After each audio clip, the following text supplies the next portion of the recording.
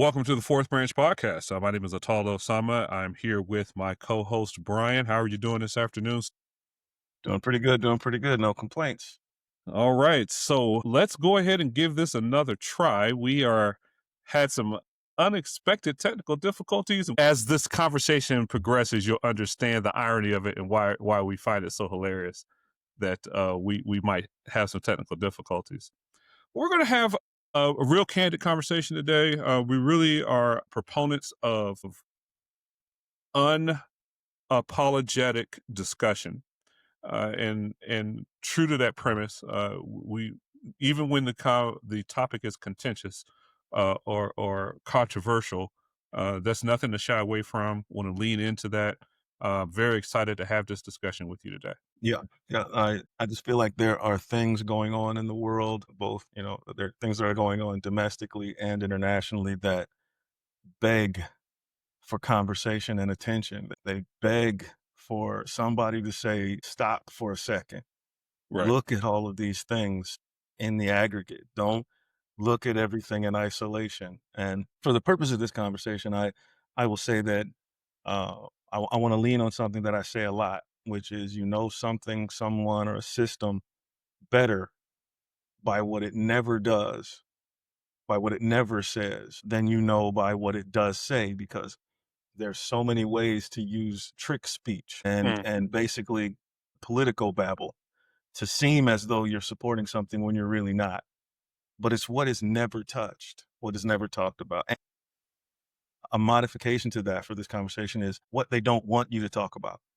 What right. it is clear, okay, this is not my subjective opinion of what they don't want us to talk about. I'm going to try and provide instances where it is very clear that they don't want us talking about things. And I guess the second aspect of it is noting, seeing, noting, and remembering clear hypocrisy. If we can't do that as an intellectual species, if we can't see, note, and remember hypocrisy, then we're doing ourselves a great disservice. And I just, that's kind of the tone I want to set with this conversation. This has the potential to be sprawling and touch on a number of different areas and touch points. And you can run the gamut. I mean, you have those that ascribe to the complete conspiratorial, fluoride is mind control, and to people who are completely trusting, right? And who think that you can believe what you're being told, and they're not lying to us. And I would like to see us really, to the point that you were just making, take a step back and take a look at what information is available, but more importantly, why is that information available? What are we maybe not looking at? What don't we talk about when we have an opportunity to? And maybe try to raise some awareness into the value of independent thought, independent processing, and not allowing yourself to be complicit in narratives that you may not even be aware are being told. Yeah, I guess I'll just kick this off with a few notes, things I've noticed in recent times that kind of illustrate what I mean. And I also want to say that if anyone listening to this does not know me, I'm about as non-Democrat and non-Republican an individual as you can possibly be.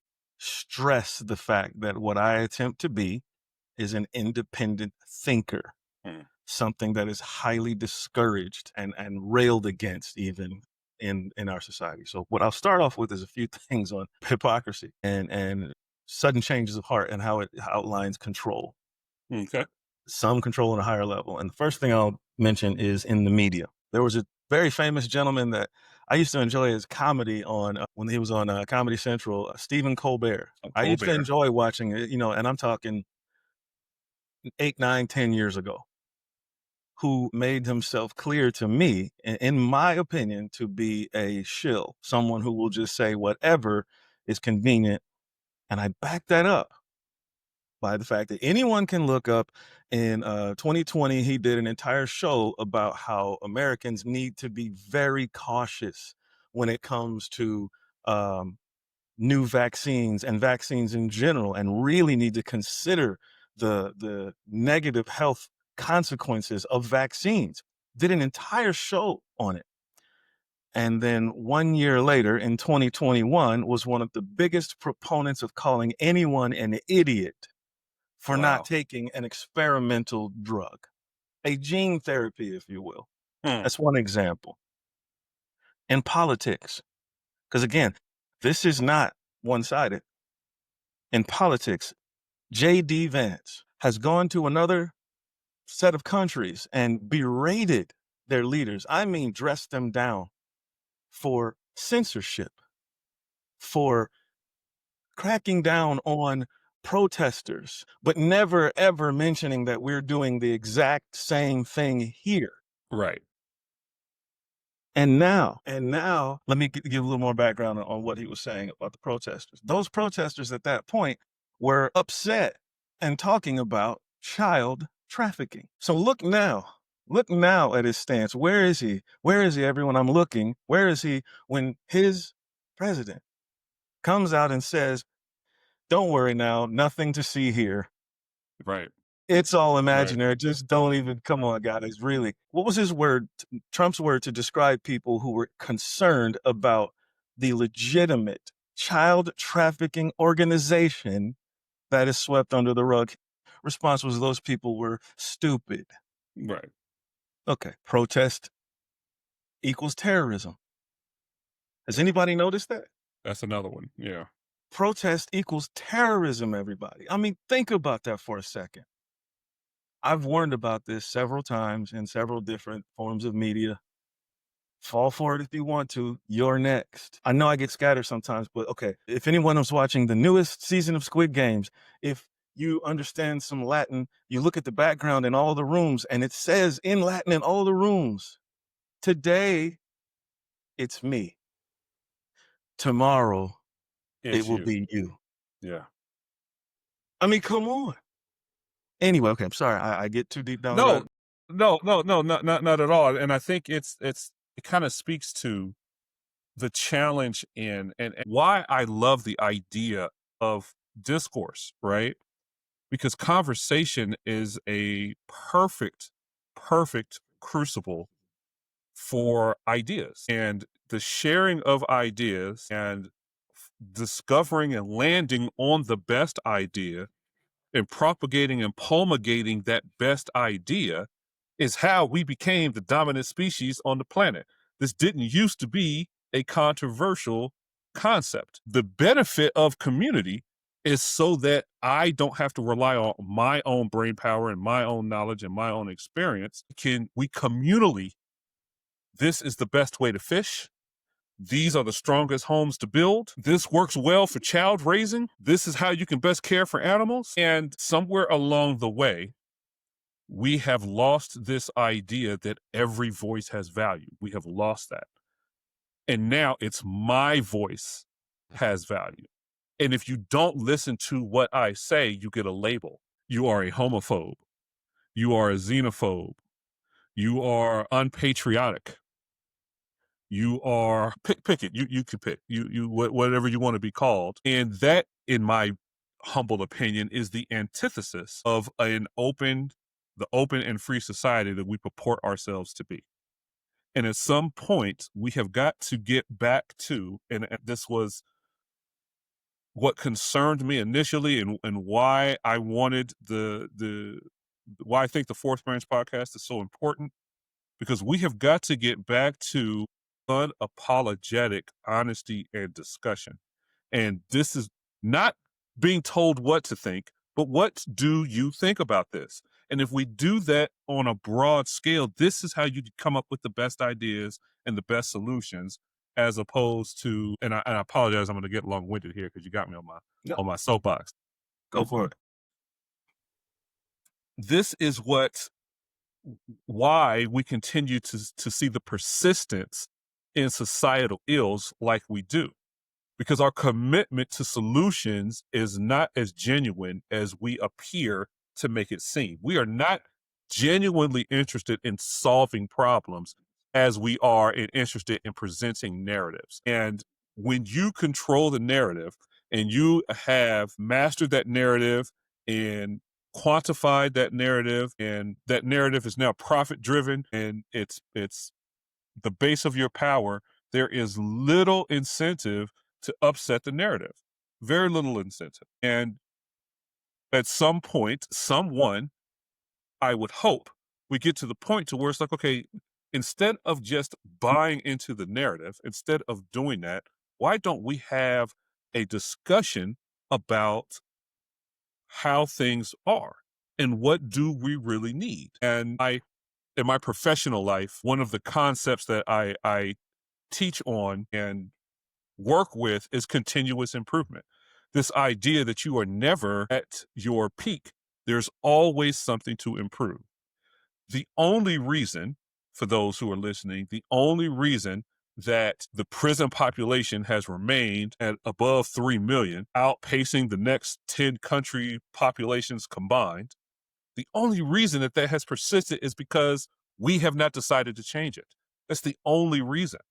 The only reason that you have additives in our food that nobody can pronounce, and healthcare that is astronomically high. You pick whatever issue or problem that we have in our society. It only persists because we have not collectively decided to solve it. Because if we chose to do that, our capacity, especially our collective capacity for problem solving, is unmatched. So, why hasn't it been solved? It may be a better question to ask than why is it a problem? Sorry. No, that's not a soapbox. I'm just waiting. Hey, I'm just listening. You know, Yeah, please. it's everything you said is accurate. I love pointing out the fact that, look, we have several, and that's just a terrible way to say it. We have several geniuses just in this country alone. I mean, flat out brilliant people. Brilliant people. And I'm going to say, I'm going to go out on a limb because, of course, there's nobody that studied this and there's nothing out there. But I'm going to go out on a limb and say that probably 90% of them don't get listened to at all. Because if they did, our society might be a little bit better than it is. Yeah. We are not listening to the smart people in our country. And in other countries, the smart people are not the people that are in charge. The geniuses, the people who, and again, when I say genius, there's one thing I think, one thing I've observed in my life, anecdotal as it may be, but what I've observed is the really intelligent people. It is the opposite of what they've been feeding us our entire lives, that with intelligence comes a cold callousness. Right. That's garbage. Right. That's garbage. In my experience, the more intelligent the person is, the more empathic they are, Mhm. the more that they actually give a damn about people. It's just what gets misinterpreted is that when those people look at this world the way it is, how can you blame them for not becoming jaded a little? Yeah. For not saying, whoa, whoa, whoa, whoa. I am not standing up against this gigantic tidal wave of ignorance and bliss that goes with it. I'm So, not going to get tied to a tree and set on fire. an obvious example of this, and before I head in this direction, I am a politically moderate individual. I have been my entire life. I've always taken issue with extremist positions, and let me define extremist as assigning or agreeing with a position that you have not studied or you don't understand. In my opinion, that is an extreme notion, right? You don't know anything about it, but because they said it, you are saying it. I find that to be extreme. Elon Musk. Elon Musk is having a public, very public spat with Donald Trump and the Republican Party. Why? Because he spent the first half of the year identifying government waste and driving efficiency in government process, only to see it undone, in his opinion, to see it undone by legislation that, instead of eliminating or maintaining the gains that he feels they won, redirecting it in places that it doesn't need to be, and completely undermining the efforts that Elon Musk was trying to do. To his credit, Elon Musk's argument is simple. Are we serious about being fiscally responsible or not? Because if we're serious about it, then these are the tenets and principles that we should be adhering to. And if we're not, then we need to just say that and continue to play the game that we've been playing. It's interesting to me that when Elon Musk was officially a part of the administration, he was frequently a target of opposition by the progressive side of the house. Frequently. Since his departure, he's something of a sideshow. He's no longer of prominence or interest or importance. And I would submit the reason for that is that it no longer serves the narrative to vilify Elon Musk. That doesn't get you anywhere because he's a private citizen again. And it speaks to the disingenuous nature of how we choose to problem solve, if you can even call it that. Why aren't we? Because if the man has merit in what he's saying, his political leanings should not matter if there's merit in his argument. And I can only imagine the Trump loyalists and the contortions that they're having to do because they were championing this man one day and burning him in effigy the next. And it seems to me that a more pragmatic path would be to focus on actual solutions. But then again, we don't really want to do that. And I think that's the point that we want to get to today is why. Why wouldn't we be sold on actual solutions to a problem? Why would we not want to do that? And I hope that we have a chance to kind of unpack that a little bit, because that's really what I'm hoping that we're able to share. Your sound is out. Boy, There you this go. is just like many places. I know, I was right? on mute. All right. I think that there is a concerted effort to make sure that solutions that the people would think are rational and something to be accomplished are not explored, are in fact ignored. We're diverted from it. Or debunked. Or Absolutely debunked, yeah. right? Great example. It's fake, right? There was no client list, right? It's fake, right?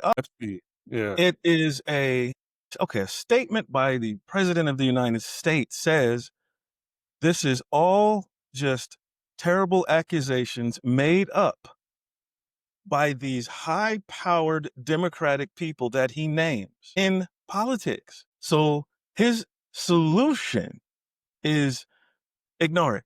Let's get past it. Let's dismiss it. Wait a minute. I Yeah. think the people would say, whoa, whoa, whoa. Either way, if it's real, which anyone with any common Come sense on, now man. knows Come on, man. Come on. it is, then there are people that need to be prosecuted. There is a list. We know why. And okay, but let's just say for the sake of, someone that's like, I don't know, cocaine is a hell of a drug and they're on that Right. while they're thinking about it. And they say, well, he's probably right. The true Trump believers where everything he says and comes out his mouth must be real. Well, the next question has to be asked. If you're really an American, if you're really a patriot, then why are no criminal charges being levied toward these people in high offices who made these accusations? How do you anyway, it's not about how, it's the fact that we can see with our own two eyes. Okay, people, whether you're Democrat or Republican, do you love children or not? Do you agree with child trafficking or not? Right. And if someone says to me one more time, the excuse of national security, well, some of the people that were blackmailed with this, we need them blackmailed and to stay blackmailed so that we can keep, how do you even finish that sentence? Keep peace in the world? There's no Right. peace. There's no peace. So that we can stop genocide in the world? That we got plenty everywhere. So that it can end hunger, starvation. Put anything you want on there. Okay, so it's national security, right? Yeah. Please stop it. Stop it. Stop it. It is not about national security. It is about the security of the people who are directly not implicated, who are confirmed to have been targets and willing participants in the child trafficking. That's what this is. Go back to the common sense that you had in third grade when the kid had his hand out and said, I have $100 in this hand. I have $100 bill. And then you say, well, let me see it. And they go, I'm not going to show you. Right. That's because they didn't have $100 bill in their hand. Let's Right. use common sense. Right. Okay. If they don't want to show you, that means they're lying about something. If they're lying about something, it's not for your benefit. It's not for your national security. Yeah. Okay. One could argue that the security of the nation might be compromised for a few minutes if half the politicians are indicted in child trafficking. Right. So, and I mean, but is that not a worthy that you're talking about the guy who came in and said, I'm going to drain the swamp. Right. Right. This man came in and saw that there was not only crocodiles in the swamp and alligators and snakes, but he said, you know what? I also see tons of piranha. Yeah. But don't worry about it. Everybody look the other way. If you are a MAGA person and you don't see by now that your president, that this MAGA movement is legitimate at its grassroots, It is. but that the trunk of the tree and the leaves and the branches are moldy, mildewed, poisoned, subverted, and destroyed. If you don't see that by now, If you don't know that you are being co-opted to, in your honest, earnest belief that you want to live in a better country and a better place for your children, and all of the things that drive the base passionately, right? And angers me to think about it. I don't want to, just because it happens on both sides, right? This idea that if you're a MAGA person and you have these, like, I want my country to be safe. I don't want my child to be taught that they come from a racist country. I don't want my child taught that, right? Those are reasonable and understandable desires that you would want, right? If you want to look at it through the progressive lens, right? We're too rich a country for people to be starving. We're too rich a country for everyone not to have clean water. Why is it that people are holding high school diplomas and they can't read? These are excellent questions to be asking. But to your point, someone who puts on the hat that you like and then turns around and is a disservice to everything that you believe in, telling you that they are fighting for you and that they are championing you, and that there's a cognitive dissonance that goes on here because we like to be on teams, right? We like to be on teams. And I don't care how many interceptions the quarterback throws, right? We're staying loyal because, hey, he's our quarterback and he's on the team. Instead of saying, you know what? He can't play. we need a new quarterback. We need another quarterback. How do we We're vet losing. these quarterbacks? Right. Because we're losing the game. I'm a Browns fan, so I know a little bit about this. So at some point, it stops being about pride for the team and it starts being about accountability of performance, right? Because the team doesn't exist, if we're honest, the team doesn't exist to be a source of pride for the community, not singularly, right? The team exists to be competitive and to win games. And if you are not doing that, right? If you are not doing the very thing that you were sent to Congress to do, that you were elected to the White House to do, if you're not doing that, it's a failure of the base, of the people, not holding our leaders accountable more so than it is them enacting and handling their own agendas. The power ultimately rests with us if we would only apply it. You said a lot there. I will go back to because I know how the team aspect can make people just stop listening. So let me be very clear in this regard. Let me jump on my wonderfully loyal Democratic friends, because I said, and we said in the beginning of this, I'm going to be very candid. Listen, Stop being idiots. I'm just gonna say that. Stop being a lead spoon-fed idiot. I got people jumping on me in the beginning, the first 30 days of Trump's presidency. 30 days before his presidency started, because I said, wait. See, I'm a strategist. I can't help it. I think. Remember that independent thinker thing? I'm a strategist. I look forward in time. Okay, here's where you went wrong, my friends. Before you had any proof whatsoever that he was going to violate the things that he said when he became president, you were already claiming that he had done it. Yes, the Council on Foreign Relations and all the other wonderful think tanks had already released these documents that were going to be the plan for the Republican presidency and all that. Yes, they did. But he did not say he was going to do it. In fact, on the campaign trail, he said he was not going to do it. He disavowed the documents. He said, no, I'm not going to cut this. I'm not going to cut that. This is ridiculous. I would never. Listen, folks, you want to seem smart, and it's not a strategy, okay? You want to seem smart and say, I told you he was going to do that. Listen, as a people collectively, we need everyone to wake up. All you did when you started spouting off and saying all of these things about how he was failing before he even started is you emboldened, you entrenched, you made his followers so recalcitrant against anything you say.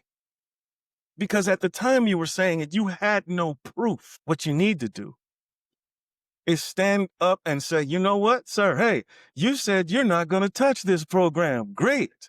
Awesome. Write it down. Okay. You said you're not going to cancel this. All right. Great. All right. Write it down. Good job, sir. Mr. Trump, thank you. I don't like you personally, but the things that you just said that you weren't going to touch and the things you said you were going to help, you said you don't like wars. You want to shut down wars. I thank you, Mr. Trump. I appreciate that. I'm writing this down. This is going to be something that we are going to throw a party for you for. A year and a half from now, when you have stopped the wars in Ukraine, when you have stopped the genocide in Palestine, right? When you have made America great again, when you have gotten rid of the censorship industrial complex, we were going to say, thank you, sir. I've made a list of the claims that you made. And then that's where you bring in your real energy. That's where you bring in your real energy when he fails at each and every one, systematically destroying the ideas and the concepts that he said he supported.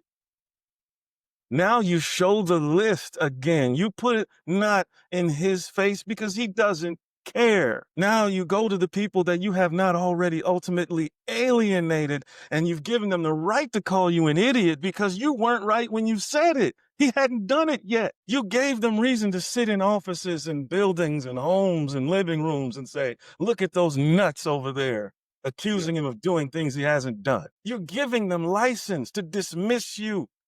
And now you've entrenched them. You've made them callous against because you're already wrong. And then when he does do it, now they've dug in so deep. Now you're fighting with their egos, my Democratic friends. Now you're fighting with something that is extremely hard to defeat. You've made it personal when you should have kept it objective. You should have said all people of this country, Black, white, Latino, Asian. This man said he's going to stop the wars, and he didn't. Whether you're Republican or a Democrat, do you want innocent people blown to pieces? If you do, stand over there, because I know that's going to be about 2% of people anyway. But you don't alienate the people that you have the most in common with. And I'm sorry, Republicans and Democrats.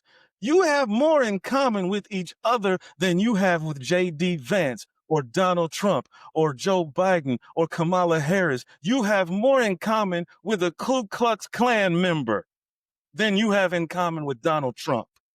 It drives me nuts. It drives me nuts. I see sorry. it every cycle. I'm sorry, let me just say one last thing. Please. And all you Klan members, you have more in common with the brother at work that you can't stand because he's black than you do with Donald Trump or J.D. Vance. They don't give a flying crap about you, but you have enough in common. You want to eat. You want clean water. We can't even get clean water in most places in this country.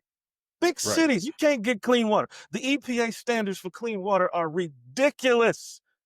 And you want to worry about whether you were wrong. You want to fight about whether you were wrong about what this man who you have nothing in common with lied about. You want to stick to that? Look, I want to issue to everybody on both sides. You're forgiven. You're forgiven for your ignorance, but you first have to ask for that forgiveness. And the only way you can ask for that forgiveness is to admit, at least to yourself, that you didn't know what you were doing. You were lied to. You got to admit it. Okay. Thank you. You were lied to. No, you were lied to, right? You were lied to. And it's hard to fault anyone for believing or allowing, or whether it was hope, whether it was benign neglect, wishful thinking, right? You believed it and you thought it was, and that's fine. That's fine. That's understandable. I don't know anyone who hasn't been in that position at one point or another, right? I don't think that's the issue. The issue that you're raising that I think is important is that once you recognize that there is some separation between the ideal that you were presented and the reality that is being executed, where is your obligation to say, hey, that is not what we said we were going to do? And you have to be willing to take the jersey off. I don't care whose jersey it is. You have to be willing to take off the jersey. To your point, right? The head coach and the coaching staff are well paid, living comfortable lives. It's the Ohio State fan and the Michigan fan arguing with each other at the gas station in front of a pump, and neither one of them can afford the gas. And instead of recognizing you're in the same position, you are in the same position, right? It's not similarities.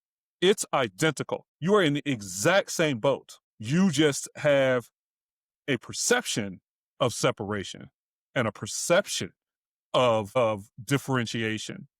But in reality, all in the same boat. In reality, we die from diseases that we don't have to. That's everybody. In reality, our children are graduating from substandard educational systems. That's everybody. In reality, most of us live with financial instability for the entirety of our lives, born and die without any financial stability. That's across the board. It's less about who your champion is and more about what do you want out of your society and where are the real levers of power. And instead of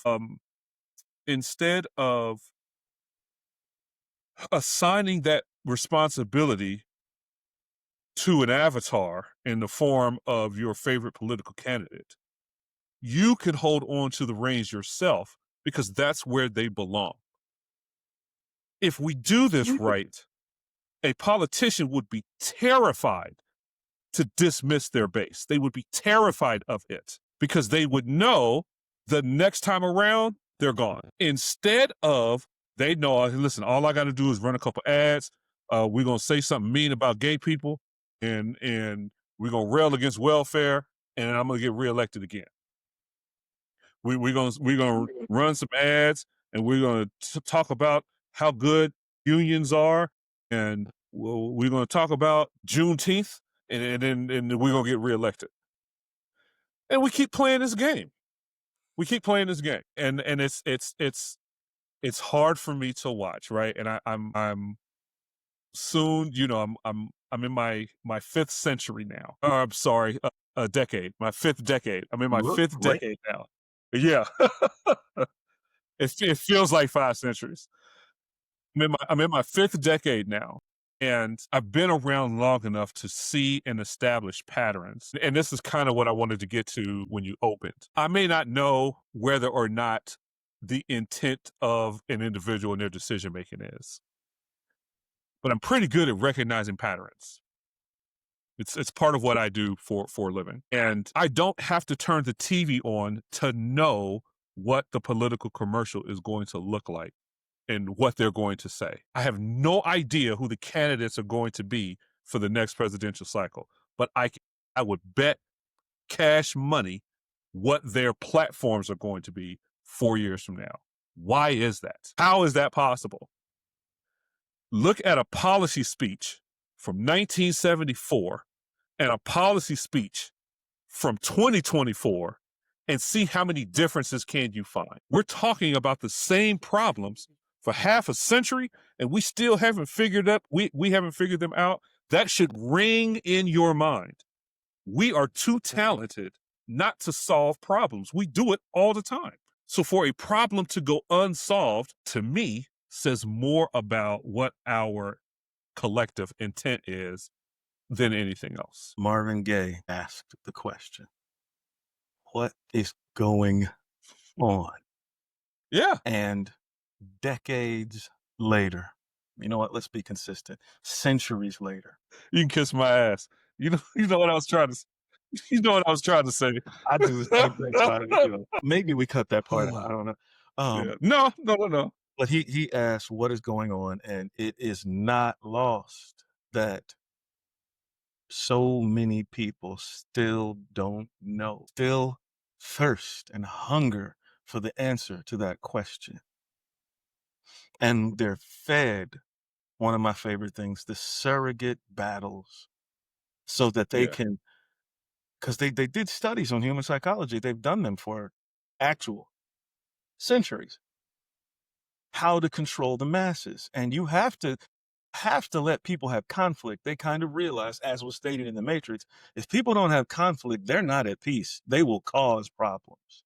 Right. They have to feel like they're fighting for something worthwhile, even if it is just a verbal fight. Got to give them something. And so what they gave us as the enemy was each other, over and over and over and over again. Yeah, that stands the test of time. Whether they fooled you, because I'm just going to say that's what they did. They fooled you when they said that immigrants were coming here taking your jobs. They fooled you. No, what they did was they shipped your jobs out of the country. Let me say that again. They shipped your jobs out of the country so they could make higher profits. And then they blamed the immigrants and the black people and the quote unquote minorities for coming in and taking your jobs with affirmative action when they knew something they didn't tell you. Okay. I'm not going to go into that in depth. I'll just say, look around your job, your place of work. Where are all of the minorities that are darker than a paper bag? You mean to tell me those were the only jobs you wanted to go for? You mean to tell me those are the only jobs you were qualified for? I'm not going to go into much detail on that. I'm just going to say, think. You were fooled. You were given a red herring. You were given somebody to blame. Somebody that, oh my God, let's make this even better so you can look at who you are. And I'm talking both sides, because both Democrat and Republican do the same thing. You attack the weakest people and you ignore the powerful that are telling you who to hate, who to blame. You don't have the balls to say anything, to speak truth to power. Why don't you just wake up and admit that one day you're scared? You're scared. Look, hey, I don't like the idea of somebody suddenly coming into my life, taking away everything I've worked for and earned all my life. I don't like that idea at all. But if I sit back and I say nothing, if I don't call these things out, then I might as well just reach into the future and steal it all from my children and grandchildren anyway. Right. And your grandchildren. You don't like the idea that you're responsible. And that's why you want to blame the weakest people. Think about who you hate the most. Think about who you talk about the most. It's the weakest people in the link, in the chain. Oh, it's the Mexicans. They really came and took your jobs? Yeah. Okay, wait, let's go. Let's go. Okay, so you want to go and pick those strawberries and cherries in California for $5 an hour? Right. You wanna have the money that you made, some of it is taken off and siphoned into a government that is never going to pay you any kind of retirement or Social Security? Yeah, I bet you didn't know that. Bet you didn't know the big guys are profiting from all of these illegal immigrants because the government is still getting money off of them. That's the deal between them and the corporations that are saving all the money. We'll let you save all the money by using darn near slave labor, but when you do pay them $5 an hour, we want $5 for every 5 you give them. It's still less than the 34 that you would have to pay an American. Nobody stole your job. It was given away. It was planned that way. And you didn't want to go pick cherries and strawberries anyway. Right. You weren't going to do it. You will not do it. I'm not. I tell you right now. We won't have strawberries if you are dependent on me to go get them. Wait, I think we both went here once before. I think, yeah. I'm gonna Oh yeah, fall. we went strawberry picking. Yeah. So this is so important. This is capitalism. In capitalism, you are supposed to take advantage of the system every single time you can. This is the conversation that never gets spoken, right? This is the part of the conversation. This is the lie that gets told. Everybody can make it. You don't want everybody to make it. That's a fallacy. Not in capitalism. No, you don't. No, you don't. Or The any other system is system where you have an elite. the system is predicated upon classes. Somebody has to stock shelves and take out trash and roof and do other tasks that when you go on vacation, right? And you want to sit down at a restaurant, well, somebody has to be in there working. We all can't go on vacation, and we all can't live in opulence. We all, if you think about that, that's nonsense. And if you understand that, if you can understand that premise, if you can understand that it is not optimal for our society for everyone to achieve a high level of success. So start with that premise and then look at what does the system guide you through, telling you that it's going to lead you to where you know everybody can't go. So if you put yourself into this machine, what is the likely outcome? Not what they tell you. What is the likely outcome? What's the likely outcome of doing the thing and checking off the boxes that we're told to check off? And then if you look at those who transcend the success stories that we celebrate, you know what they all have in common? None of them follow the traditional path. None of them. Because the traditional path does not lead to the kind of that American dream that we all think of. That is not how you get there. And it is an uncomfortable truth because I just like everybody else. I was told to go get an education and to work hard. And I was told, oh, this is how you make it. I can hear my mom in my head right now. This is how you make it. But she only said that because that's what she was told. That's what she believed, despite the fact that it didn't work for her. So you're absolutely right. At some point, and I'm going to keep circling back to this. It's less about, and I feel remiss if I don't say this. I do not mean to demean transgenderism as a subject. Yes, we should resolve that as a society. Absolutely. I don't mean to demean international conflicts. We should, as a member of the international community, we should care about the welfare of our global neighbors. Absolutely. That is important. I don't mean to demean religious freedom or individual liberty. We are entitled to these things as core tenets of our beliefs and as members of these countries, that we should have these discussions. But don't think for a minute that these are the primary issues of the day. Don't think for a minute that it's more important to talk about gay marriage than it is to talk about food safety. Don't think for a minute that your inability to save is not happenstance. That did not just happen to you. It's not just happening. You're unable to save because of the system that you are in. It is designed for you to spend it as soon as you get it. And if we don't, I don't like being callous. But collectively, if we can't pull our head out of our asses and we can't step back and we can't say, hey, listen, I don't want to talk about this latest celebrity turmoil. I don't want to talk about that. I want to talk about something that's affecting me fervently, and I'm going to go to my grave believing this. We as the members of society wield so much power and control. We just don't know it. We just don't know it. We are not helpless. We are not hapless, especially in the United States. Now, there are some countries where you can't be dissonant. You can't. You cannot do it. But we can here. And it's one of the greatest gifts that we have.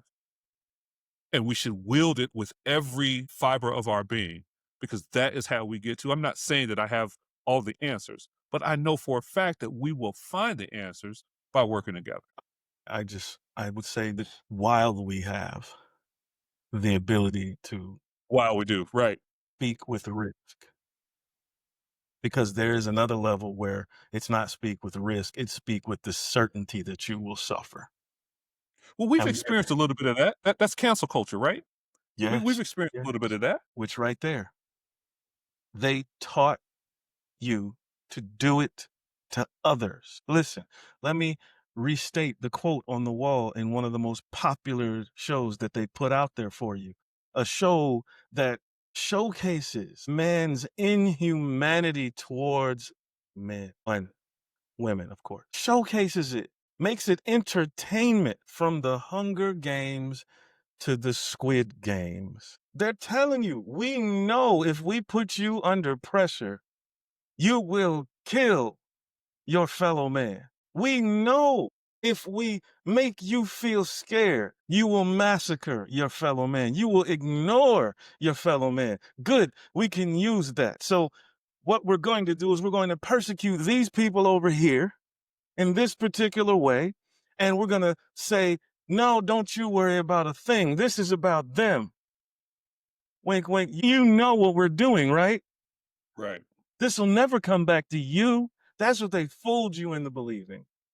It said it on the wall. When they say the writing's on the wall, they put it on the wall right where they know you're going to look. They just think you're not smart enough to figure out what it says. It's me today. Tomorrow, it will be you.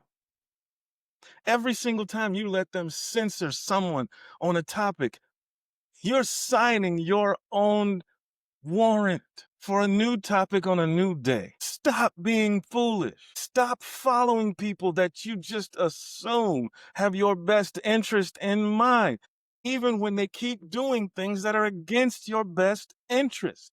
For God's sake, have some love for your children. When they say we're going to send your kid off to a war zone, don't you love your kid enough to just ask a simple question? Why? Why? And then, Why? and then when they give the first answer, damn it, ask the second why. Why? How many times is too much of a bother for you to make sure that your child's life might not be lost for a So lie? 5 whys is how you get to the root cause of any problem. Yeah. Yes, sir. Yes, sir. Why did your kid need to go to Afghanistan? Because they were harboring terrorists. How do you know that? Because intelligence sources gathered this information. Where did they gather it? Let's back up a bit. Why are they terrorists against us? Exactly. No one seems to want to ask these questions. And I'm going to tell you again, I'm going to look you guys and gals right in the eye and say, it's because you're scared. That is Yeah. the number one reason. And then let's go down the Pareto chart. I'm sure you'll enjoy that. Let's Oh, go down yeah. the Pareto chart. The second reason is because you're ignorant. You don't understand history.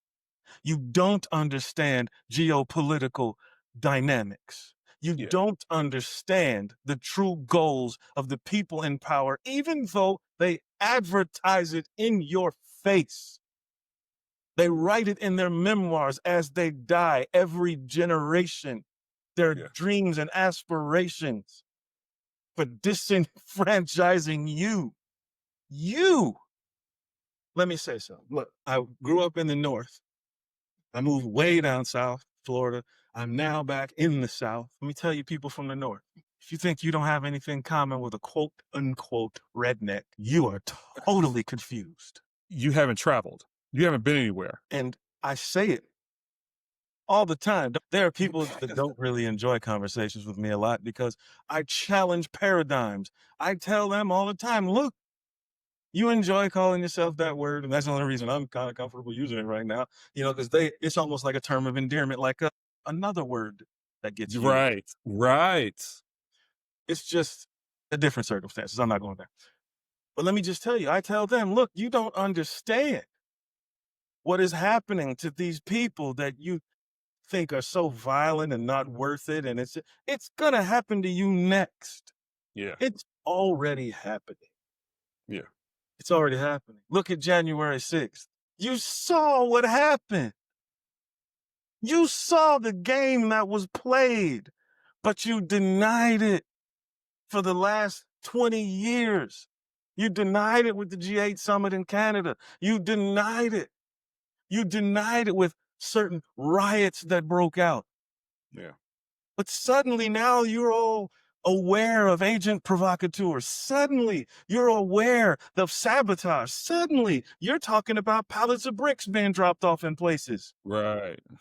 Now, wait a second. It's too late. It's too late after the people are already being persecuted for it. So they've already enacted new laws and statutes around it. It's because you supported it before. You set what is in legal terms called a precedent. It's okay. Listen, Martin Luther King said it. I'm going to tear this quote up too. He said, like, if there's injustice anywhere, there's injustice everywhere. Something more like or that. less. Yes. More or less. Yes. It's been centuries since I've quoted that. Oh man. What I'm trying to say is these people that were shot in the throat, assassinated, the good people tried to warn all of us. And don't get it twisted. It's when they started talking to everybody, that's when they got taken out. When they were only talking to certain groups, well, that led to separatism and reasons to justify hate, and that was fine. That's ideal. Boom. Yeah, that's ideal. Right. As soon as they said, wait a minute, we have a problem. Suddenly you got people being thrown out of buildings, out of hotel rooms. You got people getting shot in the throat, assassinated in their driveways, running off the road. Stop ignoring what you see. They're coming for you. I don't care. You call it black pill in terms of the red, blue. You call it whatever you want to call it. You can say I'm a downer. You can say all those things. No, I'm the best thing that you're hearing in the last 30 seconds. Because I've been talking for about 30 seconds. So you need to wake up because I've said this so many times, because your children's lives are on the line. Go ahead, let them get fed GMO food and poison with mRNA experimental vaccines and things that have never been proven to do anything but damage. If you bother to do any research on your own, get past your ego. If you made the mistake, forgive yourself, but don't visit this horror on your grandchildren. Yeah. I'm sorry. I have to step down. I have to step down off this. Yeah.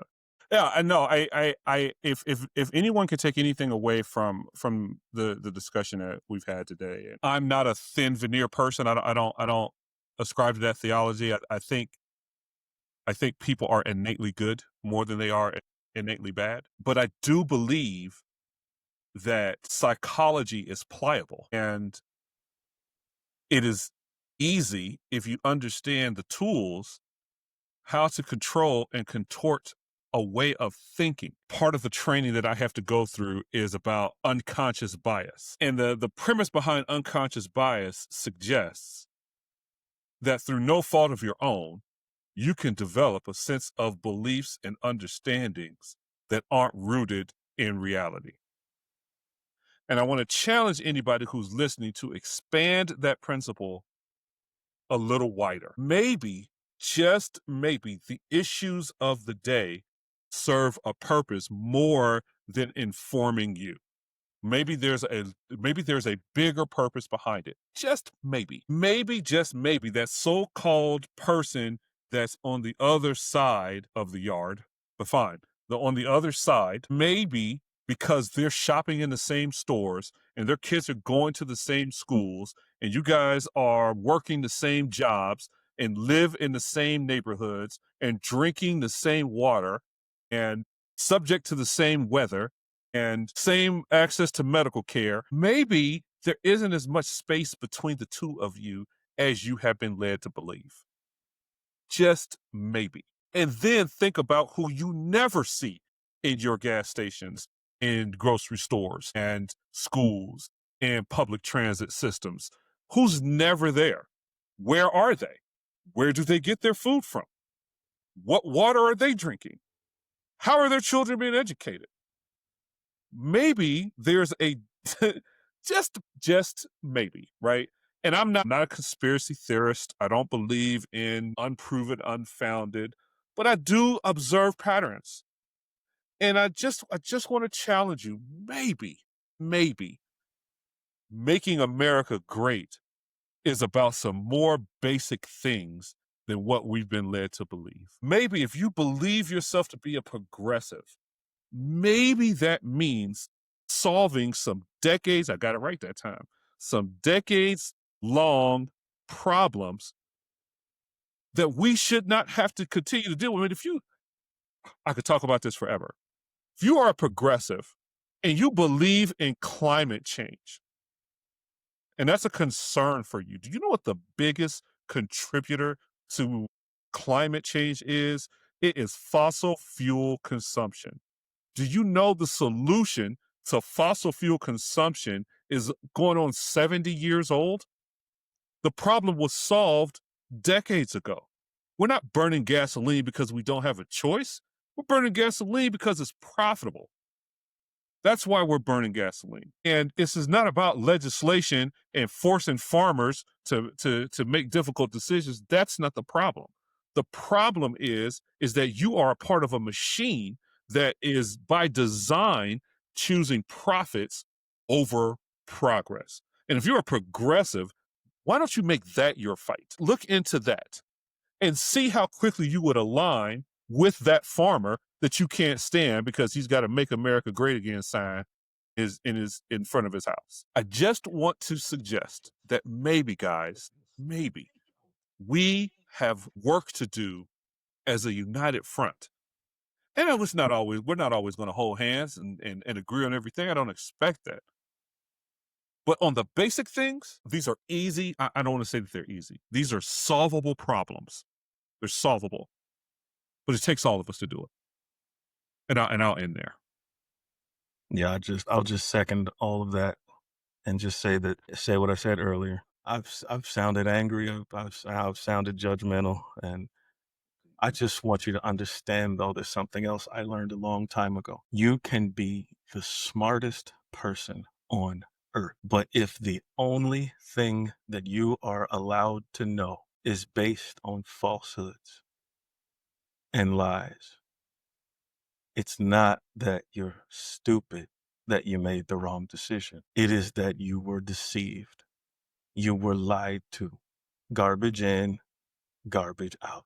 Let your ego rest. I have faith in you that you don't want to see a dystopian future, that you don't want that for your children. You don't want that for your grandchildren. I have faith in you that if you want me to, you got to prove it. I have faith in you that you don't want to see innocents slaughtered, that you don't want to see children trafficked, that you don't want to see babies get blown up, that you don't want to see whole regions of people rounded up like cattle and systematically starved to death. I have faith in you that that's not really what you stand for. Am I wrong? I want everybody to just say, I want everybody to that may fall into those categories. Prove me wrong. Prove me wrong. Wake up. Sacrifice your ego for just a second. You're not the most important thing on earth. Realize that. Work out of love. Sounds corny? It's not. Work out of love. That's how you fix things. That's beautifully stated. I think that's a excellent point to close on. If you are listening and just discovering the Fourth Branch podcast, I want to invite you to visit us at the fourthbranchpodcast.com. There you will find our past episodes, learn a little bit more about us, and also have an opportunity to join the forum where you can get exclusive access to Brian and myself or our guests and continue these discussions, not with experts, not with people in control, but with each other. And that's really what I want to invite everybody to do because that is the strongest weapon that we have. Thanks again, Brian, man. I love this time Thank that we you. have together. Yeah. And look forward to seeing everybody, talking to everybody soon. We'll do this again real soon.